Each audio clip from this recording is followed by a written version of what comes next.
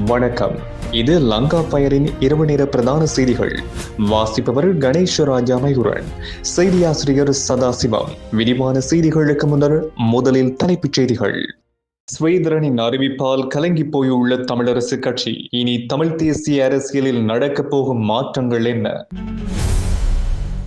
பேருந்து உரிமையாளர்களுக்கு விடுக்கப்பட்ட கடும் எச்சரிக்கை. மீறினால் இதுதான் நடக்கும். போக்குவரத்து அமைச்சரின் அதிரடி முடிவு. யோஷித்த ராஜபக்சவினால் டிசிக்கு வந்த சோதனை. நீதிமன்றம் பிறப்பித்துள்ள உத்தரவு. யாழ்ப்பாணத்தில் பேருந்தொன்றில் மதுபோதையில் மோசமான செயலில் ஈடுபட்ட இளைஞன். இறுதியில் இளைஞனுக்கு நேர்ந்த கதி. கனடாவில் இலங்கையைச் சேர்ந்த நபர் செய்த மோசமான செயலினால் நடந்த விபரீதம். யாழ்ப்பாணத்தின் பெரும் ஆபத்தான இருவரை நாடு கடத்திய இந்தியா. நடந்தது என்ன? யாழ்ப்பாணத்தில் நீண்ட நாட்களாக குடும்பத்தோடு அரங்கேறிய மோசமான செயல். ரகசிய தகவலால் வெளியாகிய உண்மைகள்.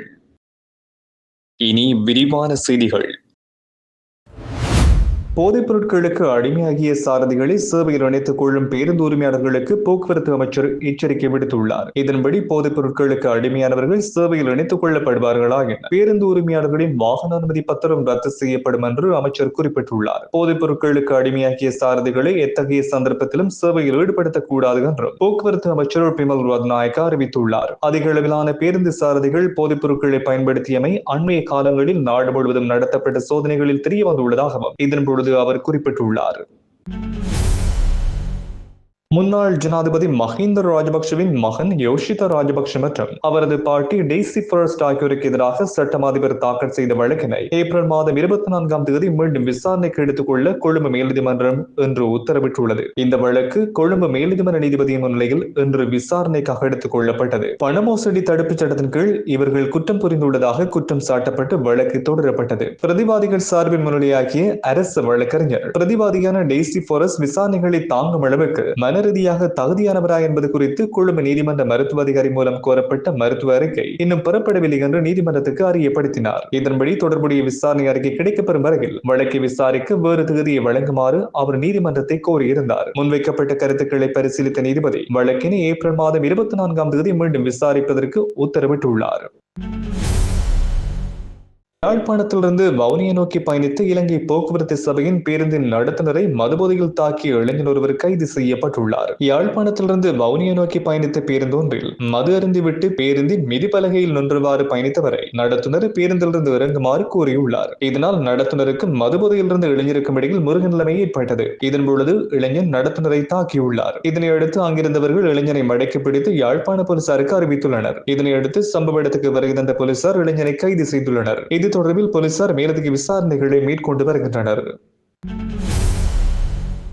யாழ்ப்பாணத்தில் இயங்கிய வன்முறை கும்பலைச் சேர்ந்த இருவர் 9 வருடங்களின் பின்னர் இந்தியாவிலிருந்து நாடு கடத்தப்பட்ட நிலையில் கட்டுநாயக்க விமான நிலையத்தில் வைத்து போலீசாரால் கைது செய்யப்பட்டுள்ளனர். யாழ்ப்பாணத்தில் இடம்பெற்ற கொலை மற்றும் வன்முறை சம்பவங்களில் ஈடுபட்ட குற்றச்சாட்டுகளின் கீழ் தேடப்பட்டு வந்த வன்முறை கும்பலைச் சேர்ந்த சிலர் நாட்டை விட்டு படகுகள் மூலம் இந்தியாவுக்கு தப்பிச் சென்றனர். இந்த நிலையில் கடந்த 2017ஆம் ஆண்டு மூவர் திருச்சி பகுதியில் உரிய ஆவணங்களின்றி நடமாடிய குற்றச்சாட்டில் போலீசாரினால் கைது செய்யப்பட்டு விசாரணைகள் முன்னெடுக்கப்பட்டன. விசாரணைகளில் இவர்கள் யாழ்ப்பாணத்தில் இடம்பெற்ற கொலை மற்றும் வன்முறை சம்பவங்களில் தேடப்படும் நபர்கள் என்று தெரிய வந்தது. கைதாகியவர்கள் தொடர்பில் நீதிமன்ற நடவடிக்கைகளை தொடர்ந்து திருச்சி சிறப்பு முகாமில் தடுத்து வைக்கப்பட்டனர். யாழில் இடம்பெற்ற வன்முறை சம்பவங்கள் மற்றும் கொலை குற்றத்தில் தேடப்படும் நபர்களை நாடு கடத்துமாறு இந்தியாவிடம் இலங்கை கோரியிருந்தது. இந்த நிலையில் குறித்த குற்றவாளிகள் இலங்கைக்கு நாடு கடத்தப்பட்டுள்ளமை குறிப்பிடத்தக்கது. யாழ்ப்பாணத்தில் தனது குடும்பத்தினரின் பங்களிப்புடன் போதைப்பொருள் வியாபாரத்தில் ஈடுபட்டு வந்த நபரை ஊர்காவல்துறை போலீசார் கைது செய்துள்ளனர். ஊர்காவல்துறை மற்றும் புங்குடுதீவு பகுதிகளில் மாணவர்கள், இளைஞர்கள் ஆகியோரை இலக்கு வைத்து போதைப்பொருள் வியாபாரத்தில் ஒருவர் நீண்ட காலமாக ஈடுபட்டு வருவதாக போலீசாருக்கு கிடைக்கப்பெற்ற ரகசிய தகவலின் அடிப்படையில் மேற்கொள்ளப்பட்ட விசேட சுற்றிவளைப்பின் பொழுது குறித்த நபர் கைது செய்யப்பட்டுள்ளார். இந்த நிலையில் நேற்றைய தினம் குறித்த நபர் சட்டவிரோதமான முறையில் மதுபானத்தை விற்பனை செய்ய முற்பட்ட வேளையில் போலீசாரால் கைது செய்யப்பட்டுள்ளார். மிகவும் மறைவான இடத்தில் வாழ்ந்து வரும் குறித்த நபர் போதைப் பொருட்களை விற்பனை செய்து வந்துள்ளார். இதற்கு அவரது குடும்பத்தினரும் ஒத்துழைப்பினை வழங்கியுள்ளதாக ஆரம்பகட்ட விசாரணைகளில் தெரிய வந்துள்ளதாக போலீசார் குறிப்பிட்டனர். இது தொடர்பில் போலீசார் மேலதிக விசாரணைகளை மேற்கொண்டு வருகின்றனர்.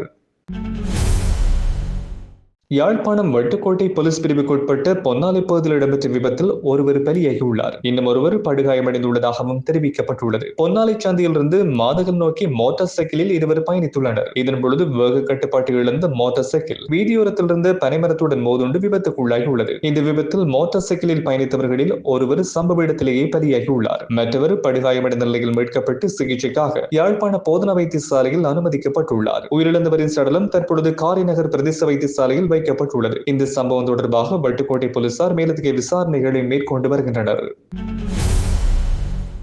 யாழ்ப்பாண நகர் பகுதியில் உள்ள வெற்றுக்காணிக்குள்ளிருந்து ஒரு தொகை வெடிபொருட்கள் மீட்கப்பட்டுள்ளன. யாழ்ப்பாண போதனா வைத்தியசாலையின் பின்புறமாக உள்ள பொன்னம்பலம் வீதியில் உள்ள தனியாருக்கு சொந்தமான காணியினை நேற்றைய தினம் துப்புரவு செய்த வேளையில் துப்புரவு பணியாளர்கள் சந்தேகத்துக்கு இடமான பொதியொன்றினை அவதானித்துள்ளனர். இது தொடர்பில் யாழ்ப்பாண போலீசாருக்கு அறிவிக்கப்பட்டதை அடுத்து சம்பவ இடத்துக்கு விரைந்து சென்ற போலீசார் விசாரணைகளை முன்னெடுத்துள்ளதோடு பொதி தொடர்பில் சோதனையிட்டனர். குறித்த பொதியினுள் கைக்குண்டும் துப்பாக்கி தோட்டாக்களும் காணப்பட்டன. பொதியில் உள்ள வெடிபொருட்கள் தொடர்பில் யாழ்ப்பாண நீதிவான் நீதிமன்றத்தில் அறிக்கையினை தாக்கல் செய்த பின்னர் நீதிமன்ற உத்தரவுக்கு அமைய அடுத்த கட்ட நடவடிக்கைகளை மேற்கொள்ள உள்ளதாக போலீசார் குறிப்பிட்டனர்.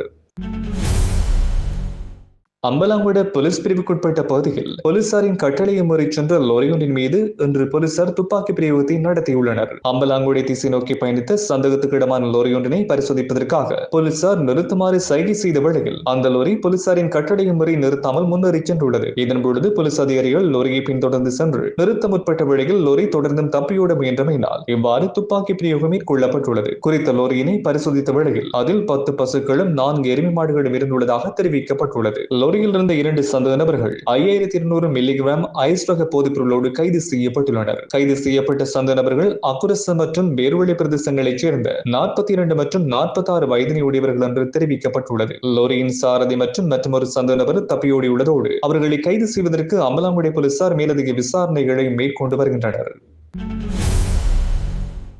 அனுமதியின்றி நபர்களை துன்புறுத்தி வீடியோ காட்சிகளை பதிவு செய்ததாக குற்றம் சுமத்தப்பட்ட இளைஞர் ஒருவர் கனடாவில் வைத்து கைதாகியுள்ளார். டொரண்டோ போலீஸ் திணைக்களம் தெரிவித்துள்ளதுக்கமைய கைது செய்யப்பட்ட சந்தேக நபர் 2025ஆம் ஆண்டு டிசம்பர் மாதம் 10ஆம் தேதி அன்று கைது செய்யப்பட்டுள்ளதோடு கடந்த பிப்ரவரி மாதம் 4ஆம் தேதி அன்று சந்தேக நபர் ஆன்டாரியோ நீதிமன்றத்தில் முன்னிலைப்படுத்தப்பட்டார். 45 வயதான சந்தேக நபர் மீது டொரண்டோ போலீசாரால் 4 குற்றச்சாட்டுகள் சுமத்தப்பட்டுள்ளன. கனடாவின் குற்றவியல் சட்டக்கோவையின் கீழ் குற்றவியல் துன்புறுத்தல் தொடர்பாக குற்றப்பத்திரிகை மூலம் வழக்கு தொடரப்பட்டால் அதிகபட்சம் 10 ஆண்டுகள் சிறை தண்டனை விதிக்கப்படக்கூடும் என்று குறிப்பிடப்பட்டுள்ளது. தனது கட்சியின் பொதுச் செயலாளர் எம். ஏ. சுமந்திரன் கடந்த காலங்களில் 8 முறை ராணுவ அதிகாரிகளை பதவிகளில் நியமிக்க வாக்களித்ததாக கூறியது நிரூபிக்கப்பட்டால் தனது நாடாளுமன்ற பதவியிலிருந்து விலக தயாராக இருப்பதாக நாடாளுமன்ற உறுப்பினர் எஸ். ஸ்ரீதரன் தெரிவித்துள்ளார். புதிய கணக்காய்வாளர் நாயகத்தை நியமிப்பதற்கான வாக்கெடுப்பின் பொழுது முன்னாள் ராணுவ அதிகாரி ஒருவருக்கு ஆதரவாக வாக்களித்ததாக கூறி கட்சி எடுத்த குற்றச்சாட்டுகள் மற்றும் நடவடிக்கைகளுக்கு பதிலளிக்கும் விதமாக தொலைக்காட்சி ஒன்றுக்கு அளித்த பேட்டியின் பொழுது அவர் இந்த கருத்தினை முன்வைத்துள்ளார். ஸ்ரீதரன் முதல் முறையாக அரசாங்கத்துடன் இணைந்து வாக்களிக்கவில்லை என்றும் ஆனால் முன்னர் 8 சந்தர்ப்பங்களில் அரசாங்கத்துக்கு ஆதரவாக வாக்களித்துள்ளதாகவும் சுமந்திரன் குற்றம் சாட்டியிருந்தார். இலங்கை தமிழரசு கட்சியின் மத்திய செயற்குழு இந்த விடயம் குறித்து ஸ்ரீதரனிடத்தில் கேள்வி எழுப்பியதாகவும் அவர் குறிப்பிட்டார். இதன் விளைவாக இலங்கை தமிழரசு கட்சியின் நாடாளுமன்ற குழு தலைவர் பதவியிலிருந்து நாடாளுமன்ற உறுப்பினர் எஸ். ஸ்ரீதரன் நீக்கப்பட்டு அந்த பதவிக்கு ராசமாணிக்கம் சாணக்கியன் நியமிக்கப்பட்டார். இதற்கிடையில் தனது பதவியினை பறித்த முடிவு நியாயமற்றது என்றும் ஸ்ரீதரன் குற்றம் சாட்டியுள்ளார்.